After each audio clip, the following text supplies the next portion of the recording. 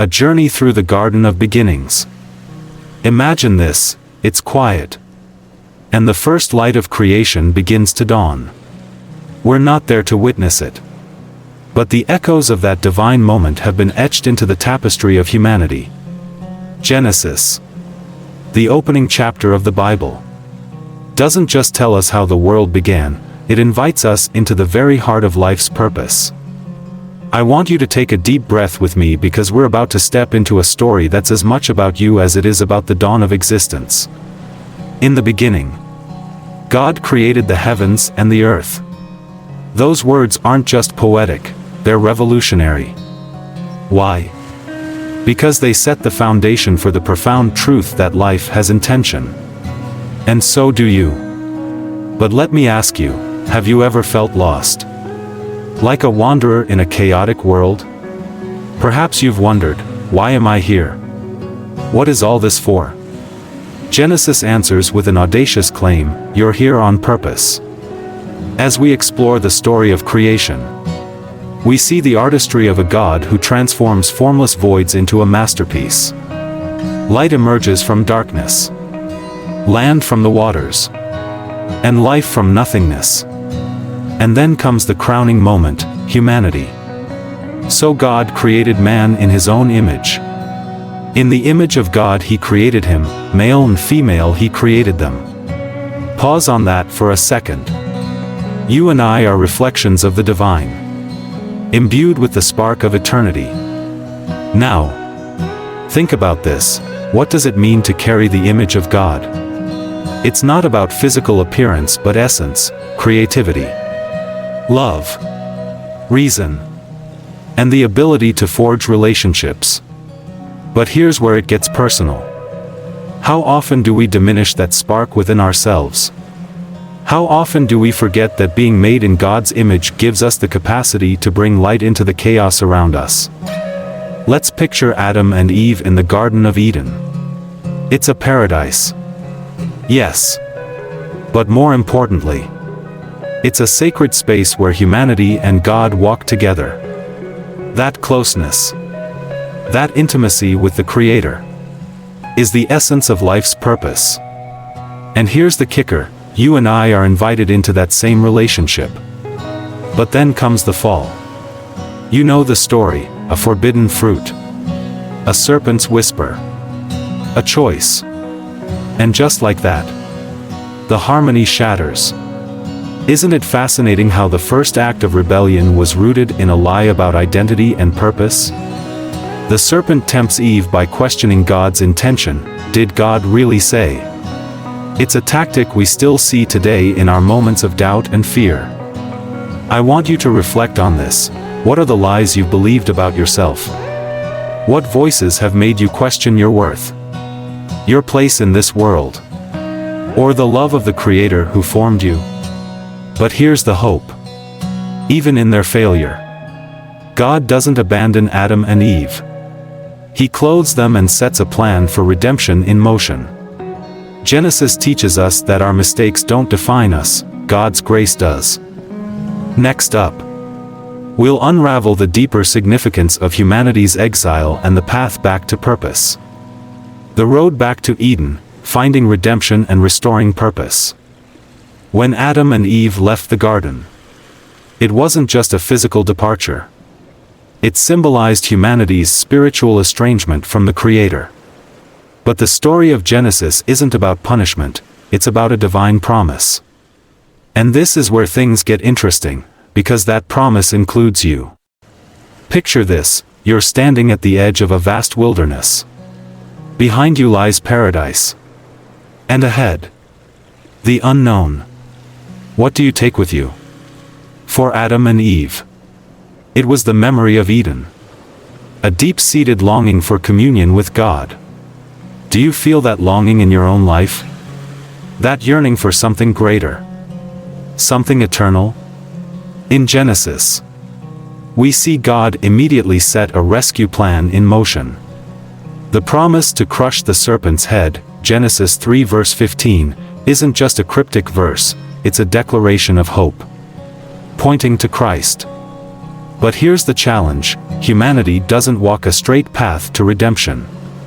The journey is marked by struggle, failure, and waiting. Take Noah, for instance.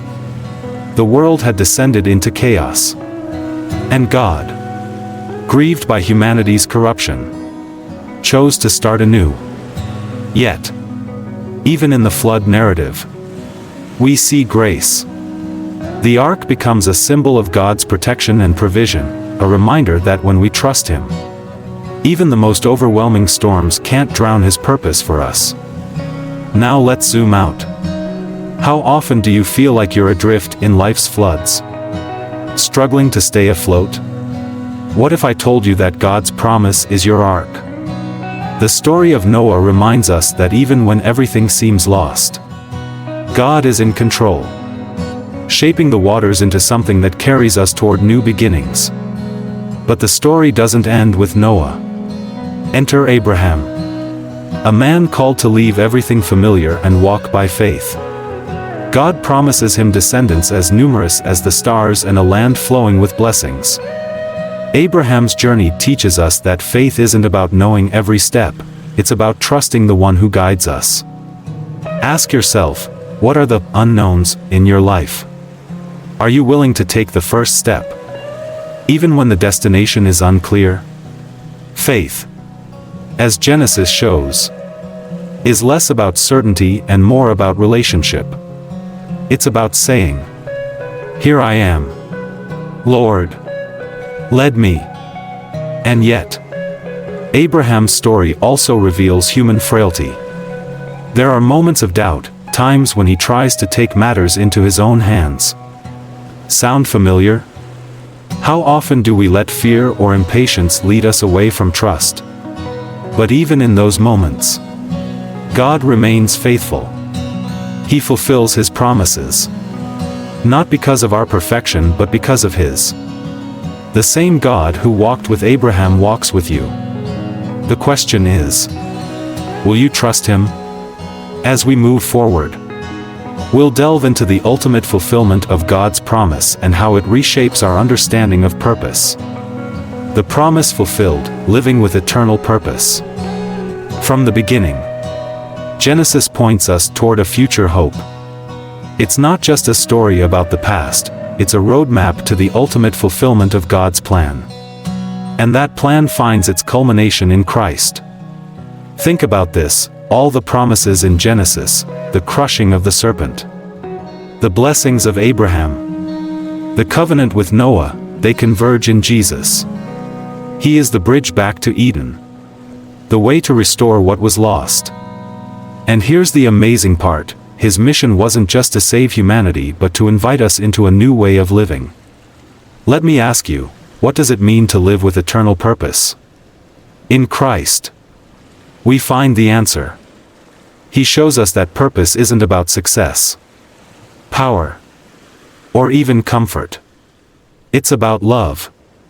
It's about serving others, walking humbly, and being a light in a dark world. Imagine Christ's parables as a modern-day reality show. There's the Good Samaritan, who challenges us to redefine what it means to love our neighbor. There's the prodigal son, who reminds us that no matter how far we wander, the Father is always waiting with open arms. And there's the Sermon on the Mount, where Jesus flips our understanding of blessing on its head. But here's where it gets personal. The same God who called Abraham calls you. The same Spirit that hovered over the waters in Genesis hovers over your life, waiting to bring order to your chaos. The question is, will you let Him? Living with purpose means embracing the truth that your life is part of a bigger story. It means seeing your struggles not as random events but as chapters in a redemptive narrative.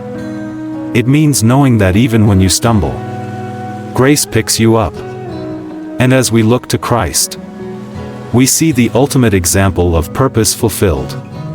His life, death, and resurrection aren't just historical events, they're a cosmic invitation. They remind us that we're not here by accident. We're here to reflect the love and glory of the Creator, to walk with Him, and to invite others into the journey. So, as this video comes to a close, I want you to reflect. What will your next step be? Will you continue searching for purpose in the world's fleeting promises? Or will you return to the one who wrote your story? Because here's the truth, the same God who said, "Let there be light," is still speaking into your life today. And His words have the power to illuminate your path. Let's walk forward together. Back to Eden. Back to purpose. Back to the heart of the Creator.